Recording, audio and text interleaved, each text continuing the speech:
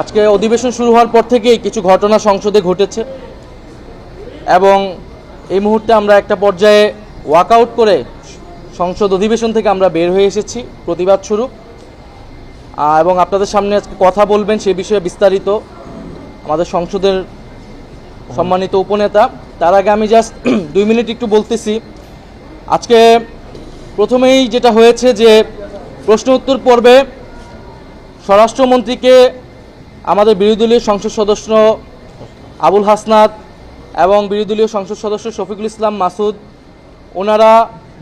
স্বরাষ্ট্রমন্ত্রীকে প্রশ্ন করেছিলেন যে দেশের যে গত 6 মাসে 180 দিনের যে আইন শৃঙ্খলা সেটার তথ্য দিয়ে পরিসংখ্যান দিয়ে যেই পরিসংখ্যান পুলিশ সদর দপ্তর থেকেই পাওয়া গিয়েছে তার সাথে বিগত 6 মাসের এই সরকার আসার পূর্বের 6 মাসে একটা তুলনামূলক আলোচনা করে প্রশ্ন করা হয়েছিল যে সরকার আইন শৃঙ্খলার পরিস্থিতি স্বরাষ্ট্রমন্ত্রী কতটা উন্নতি করতে পেরেছে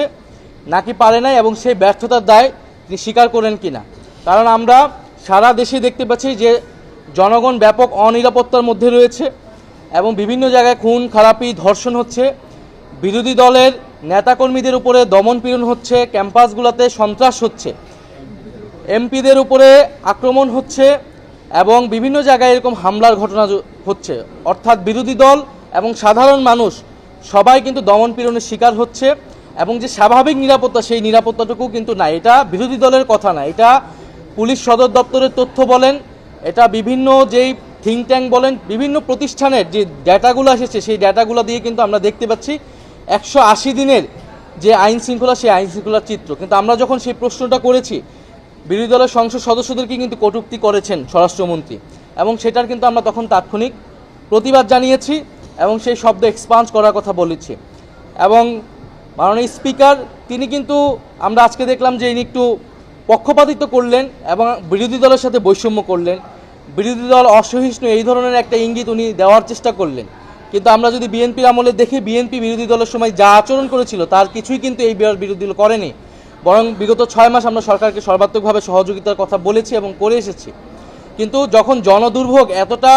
পর্যায়ে গিয়েছে তখন জনগণের পক্ষে সে কথাটা কিন্তু আমাদেরকে বলতেই হয়। দ্বিতীয়ত আমাদের যেই আজকে আইন সংক্রান্ত যে বিষয়টা এসেছে জাতীয় মানবাধিকার কমিশন বিল এবং গুম প্রতিরোধ এবং প্রতিকার বিল সহ আরেকটি বিল, 3টি বিল আজকে উত্থাপনের জন্য আনা হয়েছিল। কিন্তু বিরোধী দলীয় নেতা বিরোধী দলের পক্ষ থেকে সেখানে বক্তব্য রেখেছেন এবং বলেছেন যে আমরা গণভোটের গণরায় এবং জুলাই সনদ বাস্তবায়ন এবং অন্তর্বর্তী করা সরকারের সময় যেই অধ্যাদেশগুলো ছিল গুরুত্বপূর্ণ সংস্কারের জন্য তার মধ্যে অন্যতম হচ্ছে মানবাধিকার কমিশন এবং গুম প্রতিকার এবং গুম প্রতিরোধ, ফলে সেগুলাই যে বিচ্ছিন্নভাবে তারা আনছে সেটার আমরা পক্ষপাতিত্ব নই, বরং সেগুলো একেবারে একসাথে, কারণ সেগুলো যখন ল্যাপস করা হয়েছিল তখনই আমরা প্রতিবাদ জানিয়েছিলাম এবং তখন বিশেষ কমিটিতে বলা হয়েছিল যে সেগুলো আলোচনা করতে দেওয়া হবে, তখনও সেগুলো আলোচনা করতে দেওয়া হয়নি। এখন সেগুলো বিচ্ছিন্নভাবে আনা হচ্ছে এবং পাস করিয়ে নিজেদের মতো করে তারা আনছে এবং পাস করিয়ে নিয়ে যাচ্ছে। ফলে সেটার প্রতিবাদ স্বরূপ আমরা একটা সংসদীয় একটা স্বেচ্ছাচারিতা দেখতে পাচ্ছি, সংসদীয় একটা স্বৈরতন্ত্র দেখতে পাচ্ছি সরকারের পক্ষ থেকে, যেখানে স্পিকার এবং সরকার দল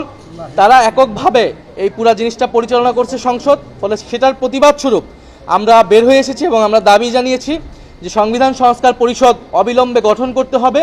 এবং তার মাধ্যমেই সংবিধান সংস্কার যেই দাবিগুলো ছিল গণভোটের গণরায় বাস্তবায়ন করতে হবে এবং গুরুত্বপূর্ণ যে অধ্যাদেশগুলো বাতিল করা হয়েছে সেগুলা